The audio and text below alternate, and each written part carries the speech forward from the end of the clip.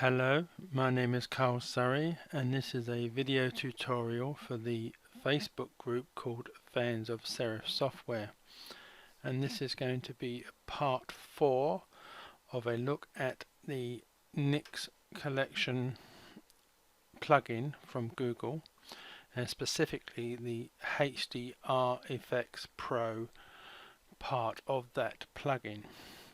Now this video I'm going to split it into two parts. The first part will be looking at the HDR Efex Pro as a plugin and then also as a standalone program, because the Nix collection can be used as a standalone program, so you don't need to have PhotoPlus or Adobe Elements or Photoshop. You could just use the Nix collection as it is, save your images, and then import it into whichever program you have, if that particular program doesn't work with the Nix collection. But I'll be looking at that in part 2, because there are important features of this particular part of the collection that do not work in PhotoPlus. But I will come to that in part 2. So I'm going to be looking at this. First part is looking at using it as a plugin.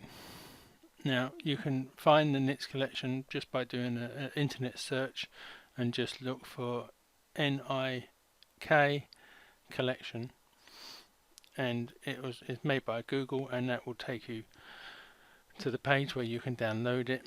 And I have already made a video which is the first part of this collection that I've made, where it tells you where to find it, how to install it, and set it up and get it going as a plugin. And once you have it installed, it will be in the effects menu, in the plugin filters.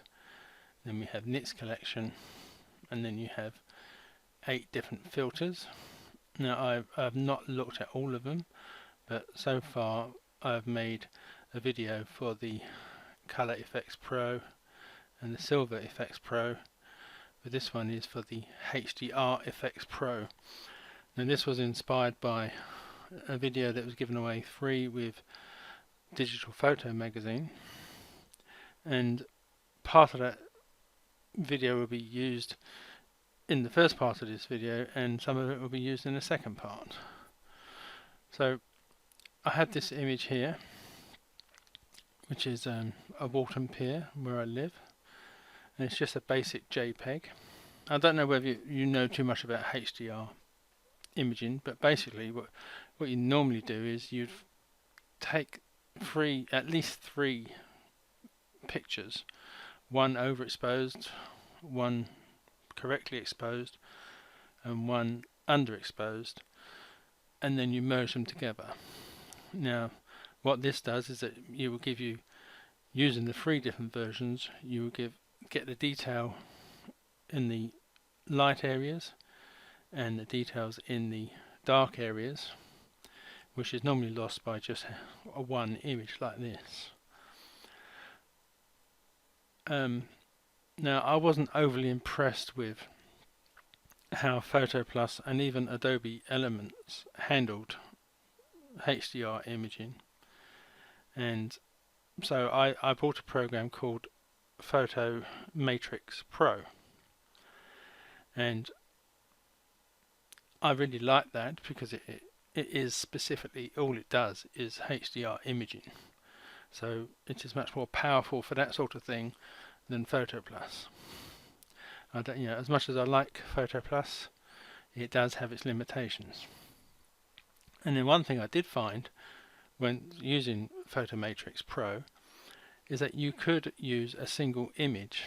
You didn't have to have 3, and PhotoMatrix Pro would adapt that single image to make it look like a HDR image.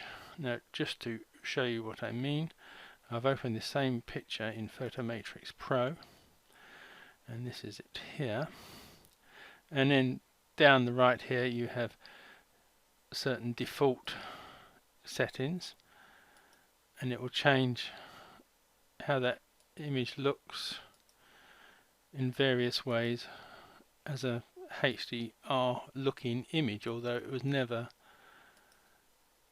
designed as a HDR image, because I didn't take 3 versions at different settings. So as you can see, this was quite a powerful tool, and you have quite a lot of different settings, and it goes down into different black and white versions as well. But it is mainly designed to do proper HDR merging, but it has this knack of being able to adapt a single image to make it look like a HDR image.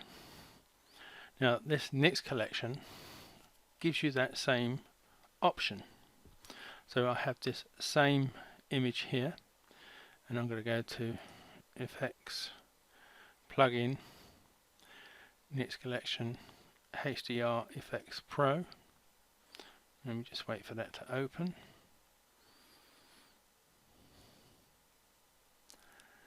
And let me just move this into position.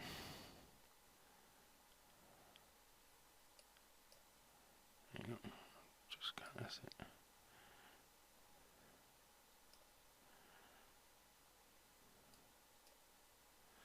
Sorry, I just can't quite get it into the right position here.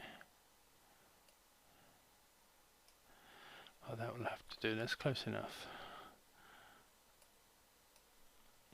Right, so we have the single image here, and like in PhotoMatrix Pro, down the left hand side this time, you have various presets, and as you click on it, it will alter that image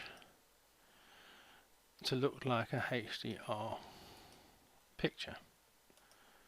There are not quite as many as presets here as there are in PhotoMatrix Pro, but it is a pretty good, healthy options, and there's just the one black and white option. So I'm sort of torn between to go with bright or the dark option. Dark is a bit much moodier. Yeah, I think I'll stick with the bright for this demonstration.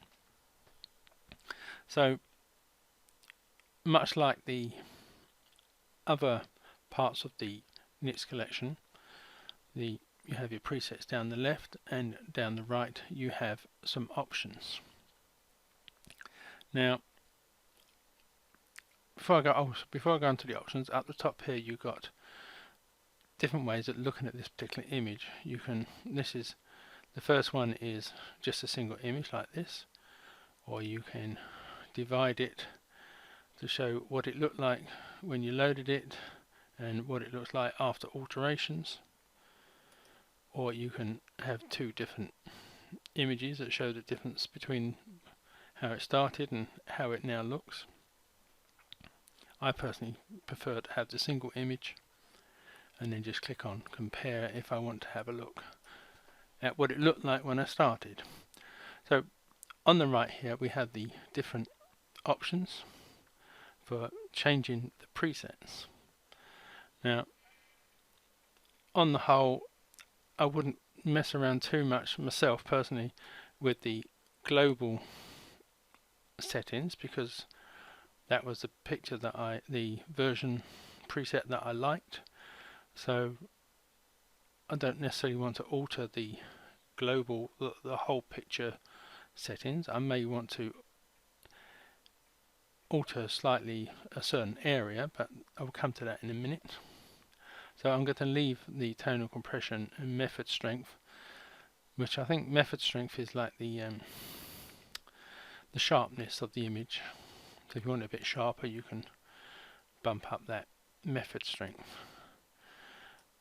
Now this HDR method here, we've got 3 different lines going across, and on the left hand side is what that line is altering. So we have depth, detail and drama, and down the right the name will change depending on where you click on this line. So this first line is set on normal. The first one, that would be depth is off, then subtle, then that one was normal, and this one was strong. So I'll put this back to normal. The detail at the moment is on realistic, but it could have been soft, accentuated, detailed, grungy, which is horrible. But I'll put it back to realistic. And the bottom one at the moment is on natural, but it can be deep, dingy, sharp, and grainy. But I'll put this back to natural. So the next one we have tonality, which again we have exposure, contrast, and structure. Again, these are global settings, so wherever you move this will affect the whole image. So I'm just going to move the exposure down. As you can see, that makes that darker, and move it up, makes it brighter. So I'll put this back at 0 or -1, or that's near enough. So again, I'm not going to alter any of these, but you can have a tinker around with your own images. And then we come to control points. Now this is where you can make certain areas different by using a selective point. Now if you just click on this button here, and when you pull the cursor over, you have what looks like a bullet crosshair, and the area you may want to change. Now I want to sort of just alter this bottom part of the beach here, so I'll just put a control point here, and this is very similar to the other parts of the NYX collection, like the HDR Efex Pro, but the options you have are slightly different. But the top one, if you click on and hold this top button, you get a little sliding bar, and it gives you a circle, and sort of everything within that circle will affect the area that you alter with the other changes that you can make. Now just to check what will be affected by your changes, in the minute it's got here control point 1, if you put a tick into that box there, everything will go black and white, and all the white areas are what is going to be affected by that circle that I've just made. So if I just reduce this down a bit, because I only really want to affect the beach area, so it's only going to, any changes will only be made in this area here. So I can take the tick away from that. If you can also do it from this button here, but if you've got more than one control point, you can just do them individually. So the first one is exposure, so I could make it darker, and as you can see, it's only affecting that area that I showed you before. Next one is contrast, which I won't alter. Saturation, I'm just going to bump up the colour slightly in this area, because there wasn't much colour down here. And structure, which I think is, like I said, the sharpness. So I bump this area up, you can actually see the footprints in the sand. There's a little black arrow below this. There are some more options below structure, where you can alter the blacks, the whites, the temperature. So I may just sort of make it a bit warmer in that area. Tint and method strength, which again I think is a bit more sharpening, but it's sharp enough as it is, I think. So, you know, if I want to, I could alter the sky as well. I could add another control point just by clicking on here, and maybe tone down some of that brightness there. Now let me just put a tick in this box here to see. As you can see, it's quite intelligent. It knows that it's only really that area that I want to affect, so I'm not going to alter the size of that. but I will just tone down the exposure in that area just a little bit, just so it's not so bright and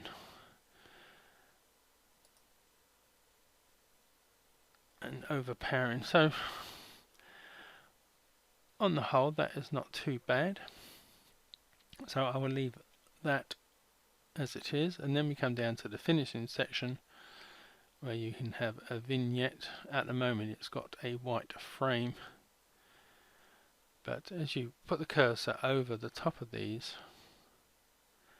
you can see which one works for your particular picture and which one you may want to use, or if you don't want any, you can just click off. Now these sliders below here, these can alter the exposure. This one does the exposure, it alters like the f-stops, but like the exposure of the top half of the picture. So if I move this to the left, see only the top half gets darker and the bottom half stays as it was, or you can go to the right and only the top half gets bright. So I'll just make the sky a little bit darker than it was. So the next slider down will obviously just affect the lower half. I think the lower half is quite okay for my particular liking here, so the difficulty will be getting this back to normal. Oh, there we go. Now the blend, it's altered how well this upper and lower tonality blend together. At the moment it's on like the 50% mark, which I'm guessing is like the middle of the picture. If I change this, depends, I can't really see too much. You can see some difference in the middle of that picture where it's slightly changing, but it's not too noticeable one way or the other, so I'll leave it roughly where it was.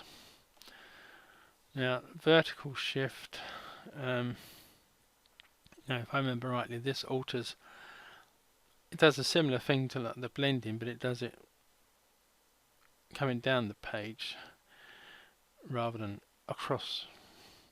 So I've moved that left and right. It's, yes, I really don't understand. I'm guessing it made the top half a bit darker. It's one of those ones I don't know too much about what that is really doing. The same goes for rotation. I won't alter rotation because I really don't know what it does, so I will leave that where it is. You can have a tinker with your own pictures and see what works for you. So below that we have the levels and curves. So if you want to tinker with the contrast a bit, you could alter the levels and curves, but I'm quite happy with the picture as it is, so I will leave that as it is. So once you're happy with everything, let me just click on compare from where, and that's where it started, and that's where I've got to. So I'll just click OK, and then it will save the image, but it will open it up in PhotoPlus. So that is pretty much like the PhotoMatrix Pro program that I have, that can convert a single image into a HDR looking image without you having to go for the HDR process of taking 3 pictures or more, because some of the professionals and people who know what they're doing with photography can make HDR pictures with 9 or 12 different exposures. But for my purposes, that is more than adequate. I'm fairly happy with that. And if we just have a quick look at, again, at the PhotoMatrix Pro, let's say for example I'd pick Painterly, compare that with that, it's, you know, quite a good comparison. And in certain, in fact this is probably better than PhotoMatrix Pro in the sense that you can make selective area adjustments, which I can't do with PhotoMatrix Pro. It only makes global changes. So in this respect, this is better than Photomatrix Pro. It's definitely better than, in my opinion, than PhotoPlus. Handles HDR images. Well, it couldn't do a single image like this that easy unless you really know what you're doing. So in that sense, if you like HDR images, I would really recommend downloading the NITS collection, if only to get HDR Efex Pro. So this is the end of part 1 of this, and in part 2, like I said earlier, I want to look at using this as a standalone program. So for now, thank you, and I'll be back in a little while. Okay, thank you for coming back and continuing to watch. Now this time I want to show you why I think you should also use this part of the collection as a standalone program. Because in the digital photo magazine tutorial that I got a lot of this information from, the gentleman who was doing it, he was using HDR Efex Pro to do a proper HDR image, in that he had 3 different exposed images and he merged them together to make the HDR picture. Now he demonstrated that from Lightroom and Photoshop you could find those images and then open them in the NITS collection. You can't do that with PhotoPlus, because I've gone back to this start image, and if I go to the HDR Efex program, it opens up. There are no options, because underneath here there should be options to find the different images and open them up in the program. So, but you can't do that with PhotoPlus, so let me just cancel this. So what you need to do is reinstall the NITS collection, but don't install it into the plugins folder of PhotoPlus. Now, obviously, I'm assuming you already have installed the NITS collection into your plugin folder, and you can leave it there and use the HDR program to just alter single images. But if you want to use it to make HDR properly merged pictures, you would need to use it as a standalone program. So wherever you downloaded the original file from the NITS collection download page, find that file, rerun it, but install into a new folder. I suggest you make a new folder somewhere on your hard drive and install it into that. What I have done is, hang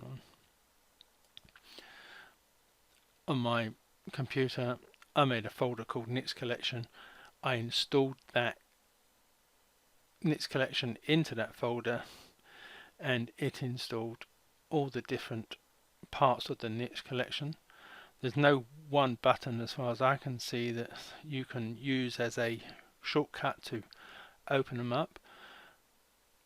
You could, I imagine you can make each one a standalone program, whichever one you prefer.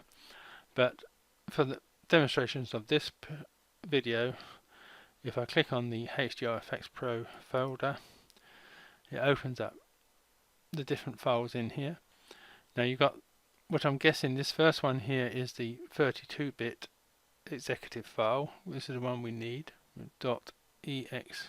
And if you want the 64-bit version, just click on that folder, and the exe file is the one you need. And if you right click on that, you can do send to desktop, create shortcut. So on your desktop, you'll then have a shortcut for the HDR Efex Pro. So if I double click this, just bring this up here.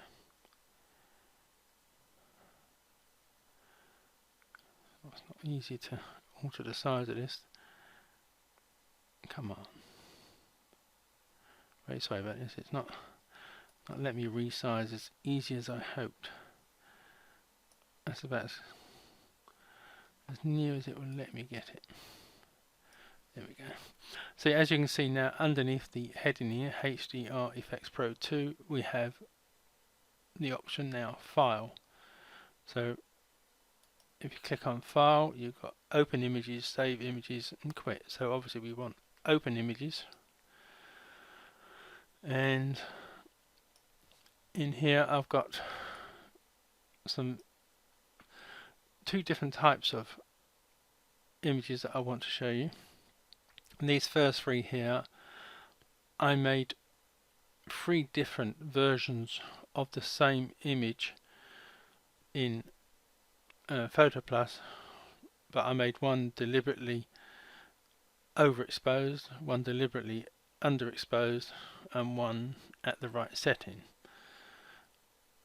because I only had the one image, and at the time before I bought Photomatrix, this was the only way I could make a single image into an HDR looking picture. So I'm going to hold down the Control key, select all those 3, and let me just alter the size of this, and then just click Open, and then this opens up a new box where you have the 3 images up here. Now the program doesn't know how much underexposed or overexposed these pictures are, so you'd have to put that in yourself, and you've got the up and down arrows here. So as I'd named this underexposed, I know this one has to be minus, so it goes like minus 1/3, minus 1/2, minus 2/3, minus 1, stop.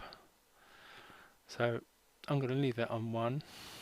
I must admit I can't remember how much I underexposed or overexposed these 2 images. I may have done it at 2 stops, but for the demonstration purpose of this, I'm going to make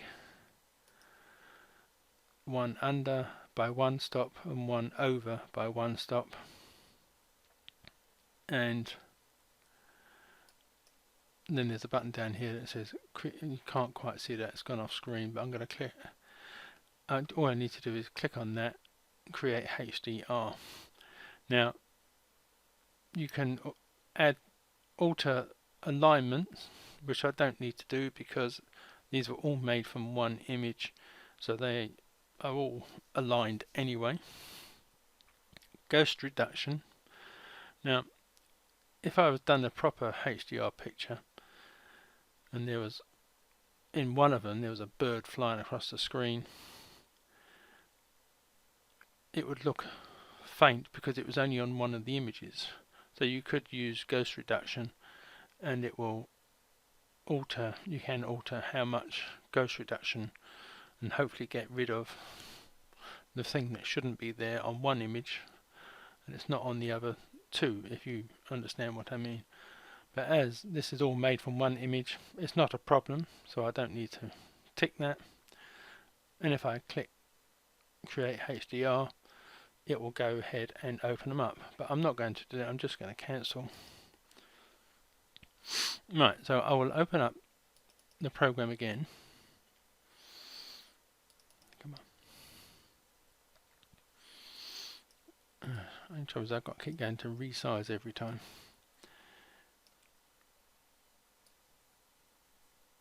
Alright, there we go.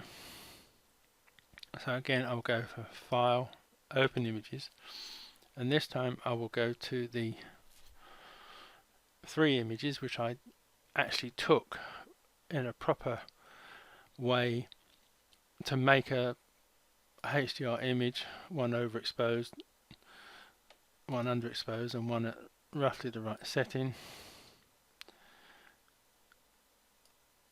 and I'll just click open. Now this time I don't have to enter the settings because that is already set at -2, that is already set at 2, and that is set at 0. So the Nits collection program already knows what the exposures were. I'm guessing it's getting it from the data within the pictures, whereas the ones I made myself, obviously there was no data for it to work with, so I had to enter them. So this time I will click the create HDR picture,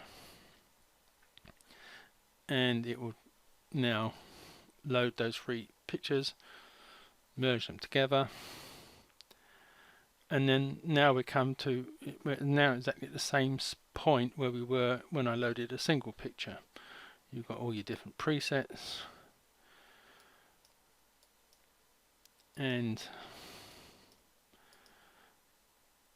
you've got the same options down the side for making adjustments, be they global or in certain areas.